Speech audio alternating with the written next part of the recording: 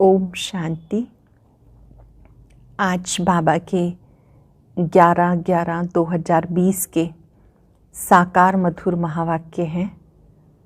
आज के महावाक्यों में बाबा ने विशेष रूप से कहा कि जो बाबा के बच्चे बने हैं, जो अपने आप को ब्राह्मण कहते हैं, बीके कहते हैं, उनको अपने जीवन में एक बात की सावधानी ज़रूर रखनी है। कोई भी अश्लील चीज़ें देखना, साहित्य पढ़ना, ऐसा वैसा नॉवेल्स आदि, उसकी सख्त मना है। ना तो स्वयं पढ़ने हैं, और अगर किसी बाबा के बच्चे को ऐसा करते हुए देखते हैं तो उनको सावधान करना है। प्यार से बाबा की शिक्षा याद दिलानी है। फिर बाबा ने देह अभिमान को तोड़ने का तरीका बताया। जो भी सूक्ष्म देह अभिमान है उसको स्वमान के अभ्यास से समाप्त करना है। जैसे स्वमान है, मैं बाबा के नैनों का नूर हूँ, रूहे गुलाब हूँ, मास्टर सर्वशक्तिवान हूँ। अच्छे अच्छे स्वमान में रहेंगे तो देह अभिमान समाप्त होता जाएगा। फिर बाबा ने लक्ष्य की स्मृति दिलाई। आपका लक्ष्य आपके सामने रहना चाहिए कि मुझे इन जैसा, श्री लक्ष्मी नारायण जैसा बनना है। इन जैसा बनना है तो आसुरी अवगुणों को निकालते जाना है। अब सुनेंगे बाबा के मधुर महावाक्य बाबा के शब्दों में। बाबा ने कहा, मीठे बच्चे, तुम अभी वर्ल्ड सर्वेंट हो, आप विश्व सेवाधारी हो। तुम्हें किसी भी बात में देह अभिमान नहीं आना चाहिए। कोई भी बात में, सूक्ष्म में भी देह अभिमान नहीं आना चाहिए। क्वेश्चन है, कौन सी एक आदत ईश्वरीय कायदे के विरुद्ध है जिससे बहुत नुकसान होता है? ऐसी कौन सी आदत है जो ईश्वरीय कायदे के विरुद्ध है, जिससे बहुत नुकसान होता है? कोई भी फिल्मी कहानियाँ सुनना व पढ़ना, नॉवेल्स पढ़ना, ये आदत बिल्कुल बेकायदे है। इससे बहुत नुकसान होता है। आजकल तो ये सब कुछ मोबाइल में ही आ रहा है। मोबाइल में भी हमें क्या देखना है, क्या नहीं, कहाँ वक्त लगाना है, कहाँ नहीं, ये बहुत समझ चाहिए। अनावश्यक चीज़ें देखेंगे, इफ़ेक्ट तो पड़ेगा ही। जब वो ऐसी वैसी चीज़ें हमारे मन बुद्धि में स्थान बना लेती हैं तो एकाग्रता कम हो जाती है। इसलिए बाबा ने कहा, बहुत सावधान रहना है। बाबा की मना है, तुम्हें ऐसी कोई किताबें नहीं पढ़नी है। अगर कोई बीके ऐसी पुस्तकें पढ़ते हैं तो तुम एक दूसरे को सावधान करो। सरल शब्दों में, स्वयं भी इन चीज़ों से मुक्त रहना है। अश्लील चीज़ें देखना, सुनना, पढ़ना, अश्लील नॉवेल्स आदि, और दूसरों को भी मुक्त करना है। दूसरों को भी शुभ भावना रखकर कि ये भी मुक्त हो जाएं, और स्वयं पर सेल्फ कंट्रोल रखते हुए इन चीज़ों से मुक्त रहना है। गीता, मुखड़ा देख ले प्राणी जरा दर्पण में, कितने पाप हैं, कितने पुण्य हैं तेरे जीवन में। ओम शांति। मीठे मीठे रूहानी बच्चों प्रति रूहानी बाप कहते हैं, अपनी जांच करो। याद की यात्रा से हम तमो प्रधान से सतो प्रधान की तरफ कितना आगे बढ़े हैं, क्योंकि जितना याद करेंगे उतना पाप कटेंगे। बड़ी सूक्ष्म चेकिंग है ये कि बाबा को याद करते करते हमारा ये जो सफ़र है तमो प्रधानता से सतो प्रधानता की ओर, वो कितना हुआ है। कितना हमें लगता है कि मुझे आत्मा का शुद्धिकरण हुआ है, आत्मा के ऊपर से जंक उतरी है। जितना याद करेंगे उतना पाप कटते जाएंगे।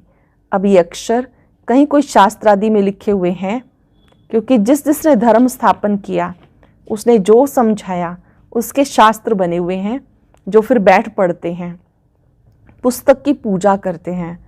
अब ये भी समझने की बातें हैं, जबकि लिखा हुआ है, दे से दे के सब संबंध छोड़ अपने को आत्मा समझो। बाबा याद दिलाते हैं, तुम बच्चे पहले पहले अशरीरी आए थे, वहाँ तो पवित्र ही रहते हैं ना।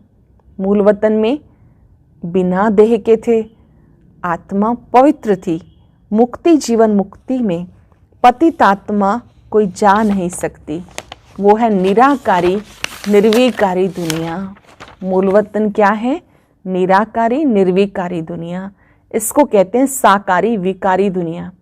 फिर सतयुग में यही निर्विकारी दुनिया बनती है। सतयुग में रहने वाले देवताओं की बहुत महिमा है।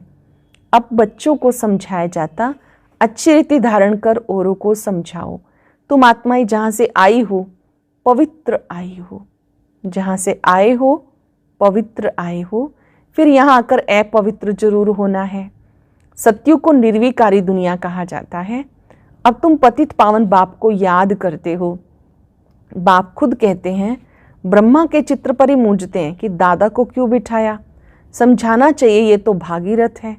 शिव भगवान वाच है, ये रथ मैंने लिया क्योंकि मुझे प्रकृति का आधार जरूर चाहिए।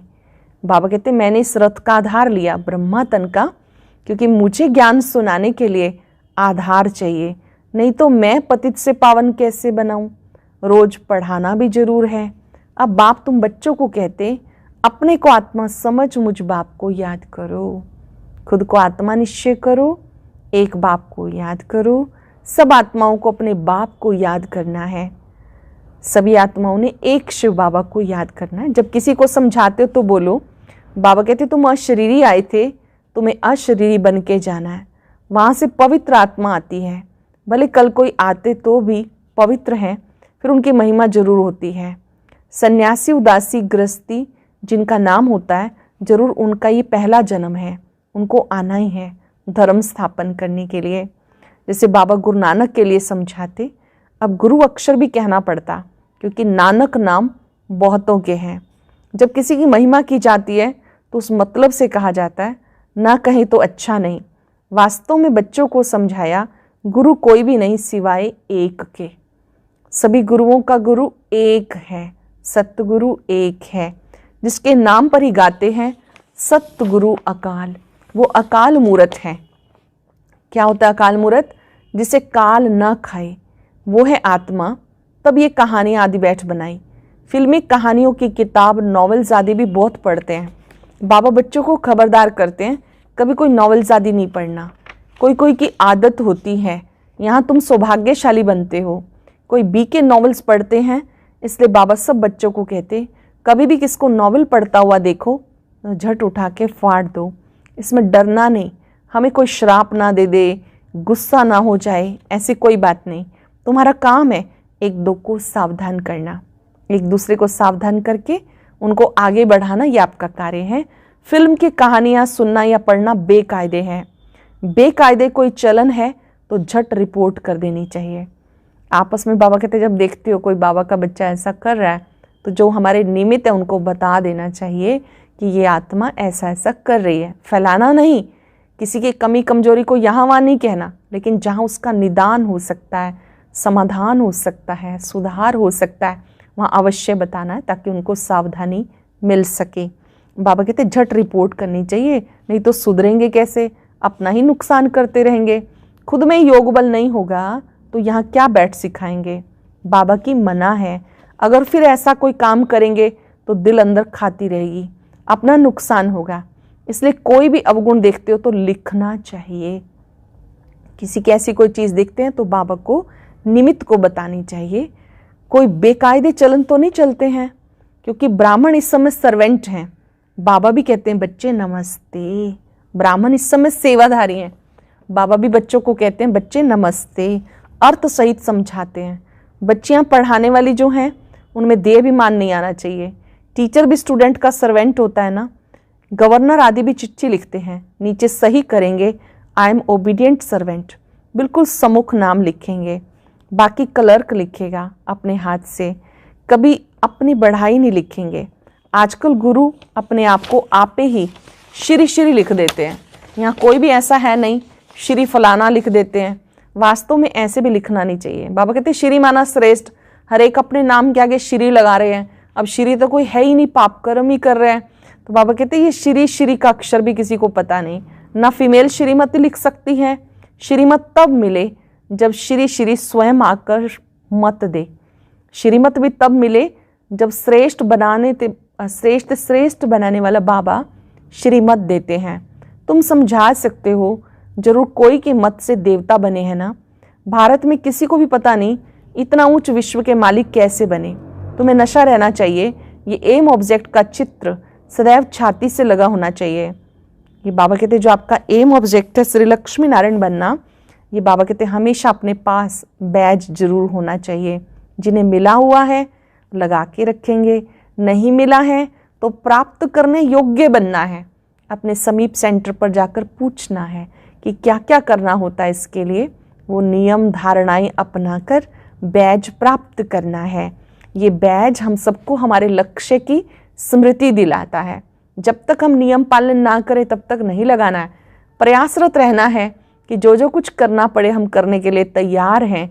अमृत वेला, योग, मुरली क्लास में रेगुलर बनना, खान पान की शुद्धि आदि आदि जो भी नियम हैं, इन्हें अपनाने के बाद ही बैज मिलता है।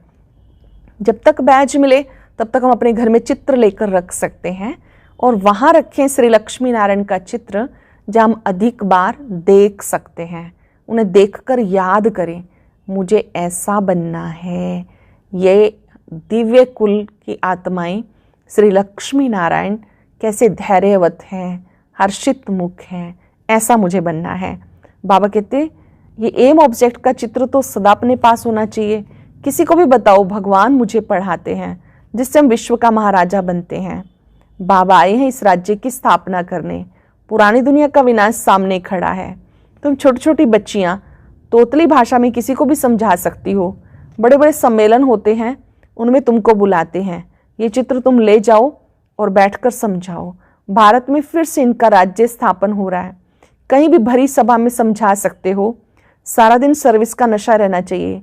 भारत में इनका राज्य स्थापन हो रहा है। बाबा हमें राजयोग सिखा रहे हैं। फिर से वो राज्य आ रहा है। भगवान खुद राजयोग सिखा रहे हैं। शिव भगवान वाच, हे बच्चे अपने को आत्मा समझ मुझे याद करो तो तुम ये बन जाएंगे 21 पीढ़ी के लिए। दैवी गुण भी धारण करने हैं। अभी तो सबके आसुरी अवगुण हैं, दिव्य गुण धारण करने हैं। अभी सब में आसुरी अवगुण है। श्रेष्ठ बनाने वाला एक ही श्री श्री शिव बाबा है। वो ऊंच ऊंच बाबा हमें पढ़ाते हैं। शिव भगवान वाच, मन मना भव। भागीरथ तो मशहूर है ना। भाग्यशाली रथ ब्रह्मा को कहते हैं, जिसको महावीर भी कहते हैं। यहाँ दिलवाड़ा मंदिर में बैठे हुए हैं। जैनी मंदिर जो मंदिर बनाने वाले हैं वे कोई भी जानते थोड़ा ही हैं। तुम छोटी छोटी बच्चियाँ कोई से भी विजिट ले सकती हो। अब तुम बहुत श्रेष्ठ बन रहे हो। ये भारत की एम ऑब्जेक्ट है। कितना नशा रहना चाहिए। यहाँ बाबा अच्छी रीति नशा चढ़ाते हैं। सब कहते हैं हम तो श्री लक्ष्मी नारायण बनेंगे। राम सीता बनने के लिए कोई भी हाथ नहीं उठाते। अभी तुम हो अहिंसक क्षत्रिय। तुम अहिंसक क्षत्रियों को कोई भी नहीं जानते। ये तुम अब समझते हो। गीता में भी अक्षर हैं मन मना भव। मुख्य अक्षर है मन मना भव। मन ही मन बाबा कहते मुझे याद करो, अपने को आत्मा समझो। ये समझने की बात है ना, और कोई भी समझ नहीं सकते। बाबा बैठ बच्चों को शिक्षा देते, बच्चे आत्म अभिमानी बनो। ये आदत 21 जन्म चलती है। आत्मा समझने का अभ्यास, इससे होने वाली प्राप्तियां, बाबा कहते हैं आपकी 21 जन्म चलती हैं। तुम्हें शिक्षा मिलती है 21 जन्मों के लिए। बाबा घड़ी घड़ी मूल बात समझाते, अपने को आत्मा समझकर बैठो। करेंगे अभ्यास। मस्तक में विराजमान मैं दिव्य गुणधारी आत्मा हूं।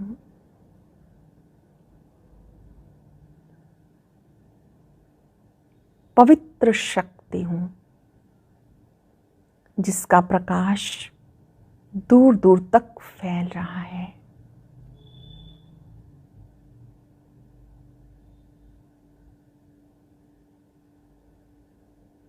अपने मस्तक से इस प्रकाश को चारों ओर फैलता अनुभव करें।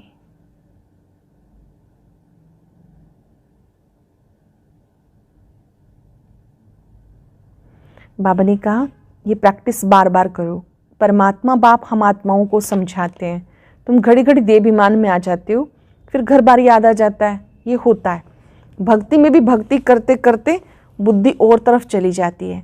एक टक सिर्फ नोंदा भक्ति वाले ही बैठ सकते हैं, जिसको तीव्र भक्ति कहते हैं। नोंदा भक्ति का मतलब होता है तीव्र भक्ति, इंटेंस। जब हम कोई चीज़ करते हैं बहुत तीव्रता से करते हैं, एकटक होकर के निहारते हैं। नौंदा भक्ति बाबा कहते हैं ये, इसे तीव्र भक्ति कहते हैं। एकदम लवलीन हो जाते हैं। तुम जैसे याद में बैठते हो और कोई समय एकदम अशरीरी बन जाते हो। जो अच्छे बच्चे होंगे वो ऐसी अवस्था में बैठेंगे, बैठे और बिल्कुल अशरीरी बन गए, देह भूल गए, बिंदु रूप में टिक गए। बहुत थोड़े बच्चे होते हैं जिस अवस्था में बैठते हैं देह का भान निकल जाएगा, अशरीरी हो उस मस्ती में बैठे रहेंगे, वो आदत पड़ जाएगी। सन्यासी भी तत्व ज्ञानी ब्रह्म ज्ञानी कहते हम लीन हो जाएंगे। ये पुराना शरीर छोड़ ब्रह्म तत्व में लीन हो जाएंगे। सबका अपना अपना धर्म है, कोई भी दूसरे धर्म को नहीं मानते। आदि सनातन देवी देवता धर्म वाले भी तमो प्रधान बन गए। जो देवकुल की आत्माएं थी जन्म पुनर्जन्म लेते सब नीचे आ गए। बाबा समझाते, अब तुम बच्चों को मैं फिर से देवता बनाने के लिए आया हूं। तुम बैगर टू प्रिंस बनने के लिए आए हो। दिल में उमंग खुशी रहनी चाहिए। भगवान स्वयं पढ़ाते हैं। बाबा नैनों पे बिठा के ले जाएंगे। इस छीछी दुनिया में हमें रहना नहीं, आगे चल त्राही त्राही करेंगे, बात मत पूछो। इस दुनिया में रहते हुए सबको लगता है कि अभी कैसी दुनिया है, दुख की दुनिया है, त्राही त्राही करेंगे, बात मत पूछो। करोड़ों मनुष्य मरते हैं, ये तुम बच्चों की बुद्धि में है। हम इन आंखों से जो देखते हैं कुछ भी रहना नहीं है। यहाँ मनुष्य है कांटे मिसल, सतयुग है फूलों का बगीचा। फिर हमारे नैन ठंडे हो जाएंगे। बगीचे में जाने से नैन शीतल हो जाते हैं। तुम पद्मा पदम भाग्यशाली बन रहे हो। ब्राह्मण जो बनते हैं उनके पाँव में पदम है। जो ब्राह्मण बनते हैं उनके पाँव में पदम है। तुम बच्चों को समझाना चाहिए हम ये राज्य स्थापन कर रहे हैं, इसलिए बाबा ने बैज बनवाए। सफ़ेद साड़ी पहनी हो, बैज लगा हो, इससे स्वतः ही सेवा होगी। मनुष्य गाते हैं, आत्मा परमात्मा अलग रहे बहुकाल, सुंदर मेला सज रहा जब सतगुरु मिला दलाल। बुलाते रहते हैं लेकिन जानते नहीं। अब बाबा ने बताया बहुत काल 5 वर्ष के बाद तुम बच्चे बाबा से मिलते हो। संगम युग पर ही बाबा से मिलन होता है। सतयुग में पाठ बचाया, फिर त्रेता द्वापर कलयुग, संगम पर ही मिलन होता है। अब बाप आकर के समझाते हैं ये सृष्टि में सबसे नामी ग्रामी श्री राधे श्री कृष्ण, ये सतयुग के फर्स्ट प्रिंस प्रिंसेज हैं। ये कभी किसी के ख्याल में नहीं होगा ये कहाँ से आए। सतयुग के आगे जरूर कलयुग होगा। उन्होंने क्या कर्म किए जो विश्व के मालिक बने। भारतवासी कोई इनको विश्व का मालिक नहीं समझते। इनका जब राज्य था तो भारत में और कोई धर्म नहीं था। अब तुम जानते हो बाबा हमें राजयोग सिखा रहे हैं। हमारी एम ऑब्जेक्ट ये है, श्री लक्ष्मी नारायण बनना, ये हमारी एम ऑब्जेक्ट है। भले मंदिरों में उनके चित्र हैं, परंतु ये थोड़ा ही समझते कि इस समय स्थापना हो रही है। तुम्हारे में भी नंबरवार समझते हैं, कोई तो बिल्कुल भूल जाते हैं। चलन ऐसी होती है जैसे पहले थी। यहाँ समझते तो बहुत अच्छा है, यहाँ से बाहर निकले और क्लास, यहाँ तो बहुत अच्छा समझते हैं, क्लास में बैठते हैं अच्छा लगता है। यहाँ से बाहर जाते तो पुरानी चलन, पुराना बिहेवियर सामने आ जाता है। सर्विस का शौक रहना चाहिए। सबको पैगाम देने की युक्ति रचो, मेहनत करनी है। नशे से बताना चाहिए कि शिव बाबा कहते हैं मुझे याद करो तो पाप मिट जाएंगे। हम एक शिव बाबा के सिवाय किसी को भी याद नहीं करते हैं। प्रैक्टिस करनी है, बाबा के सिवाय हम किसी को भी याद नहीं करते। अच्छा, मीठे मीठे सिक्के लदे बच्चों प्रति माता पिता बाप दादा का याद प्यार, गुड मॉर्निंग। रूहानी बाप की रूहानी बच्चों को नमस्ते। रूहानी बच्चों की रूहानी बाप दादा को नमस्ते, गुड मॉर्निंग। शुक्रिया बाबा, शुक्रिया। अब धारणा के लिए सार, मुख्य बात कौन सी है? साइलेंस में विचार करेंगे। आज परम शिक्षक ने मुझे क्या क्या समझाया, नोट करेंगे। एम ऑब्जेक्ट का चित्र सदा साथ रखना है। श्री लक्ष्मी नारायण वाला चित्र सदा साथ रखना है। घर में भी सामने लगा के रखें, अपनी पॉकेट में भी छोटा सा, अपने पर्स में ही श्री लक्ष्मी नारायण का चित्र रखें ताकि लक्ष्य की स्मृति आती रहे। नशा रे, अभी हम श्रीमत पर विश्व का मालिक बन रहे हैं। हम ऐसे फूलों के बगीचे में जाते हैं जहाँ हमारे नैन शीतल हो जाएंगे। हम ऐसे फूलों के बगीचे में जा रहे हैं जहाँ हमारे नैन शीतल हो जाएंगे। सर्विस का बहुत शौक रखना है, बड़े दिल व उमंग से बड़े बड़े चित्रों पे सेवा करनी है। बैगर टू प्रिंस बनना है। पहले बैगर्स थे, अब बाबा के बच्चे बने तो सत्युगी दुनिया में जाने के योग्य प्रिंस बनना है। वरदान है, यज्ञ सेवा द्वारा सर्व प्राप्तियों का प्रसाद प्राप्त करने वाले ऑलराउंड सेवाधारी भव। यज्ञ सेवा द्वारा सर्व प्राप्तियों का प्रसाद प्राप्त करने वाले ऑलराउंड सेवाधारी भव। संगम युग पर ऑलराउंड सेवा का चांस मिलना, ये भी ड्रामा में एक लिफ्ट है। जो प्यार से यज्ञ की ऑलराउंड सेवा करते हैं उन्हें सब प्राप्तियों का प्रसाद प्राप्त हो जाता है। हम सबने बाबा से अव्यक्त मुरली में सुना, यज्ञ सेवा में चाहे यज्ञ में सफाई करना हो, बर्तन साफ करने हो, टेबल पोंछनी हो, सब्जी काटनी हो, पहरा देना हो, बाबा ने बहुत सारी सेवाओं को याद किया। हर प्रकार की सेवा करने में हाँ जी, चाहे किसी को बाबा का परिचय देना है, चाहे भाषण करना है, चाहे बासन साफ करने हैं, हर सेवा के लिए हाँ जी जो बच्चे करते हैं उसको ऑलराउंडर सेवाधारी कहते हैं। ऐसे सेवाधारी निर्विघ्न रहते हैं। एक बार सेवा की, 1000 बार सेवा का फल प्राप्त हो गया। सदा स्थूल सूक्ष्म लंगर चलता रहे, कभी स्थूल सेवा कभी सूक्ष्म सेवा। कभी स्थूल रूप से सेवा नहीं है तो बैठ करके बाबा को याद करना, अच्छे वाइब्रेशन फैलाना, वातावरण अच्छा बनाना, ये भी सेवा है। बाबा कहते हैं ये लंगर आपका चलता रहे। किसी को संतुष्ट करना, ये भी बड़ी सेवा है। कोई भी आत्मा को संतुष्ट करना, स्थूल सेवा से, सूक्ष्म सेवा से, उसकी मानसिक रूप से जो अपसेटिंग है उसको सेट करके इस तरह से उनको संतुष्ट कर देना सेवा है। मेहमान निवाजी करना सबसे बड़ा भाग्य है। जो ऑलराउंड सेवाधारी हैं उन्हें सबकी दुआएं प्राप्त होती रहती हैं। ऐसे किसी को संतुष्ट कर देना ये भी सेवा है। मेहमान निवाजी करना ये भाग्य है। स्लोगन है, स्वमान में स्थित रहो तो अनेक प्रकार के अभिमान स्वतः ही समाप्त हो जाएंगे। स्वमान में स्थित रहो तो अभिमान समाप्त हो जाएगा। आज अभ्यास करेंगे, मैं ऑलराउंडर सेवाधारी हूं। ईश्वरीय सेवा मिलना परम सौभाग्य की बात है। ओम शांति। आज की अव्यक्त मुरली जरूर सुने। उसके लिए ऊपर दिए गए बॉक्स को टच करें।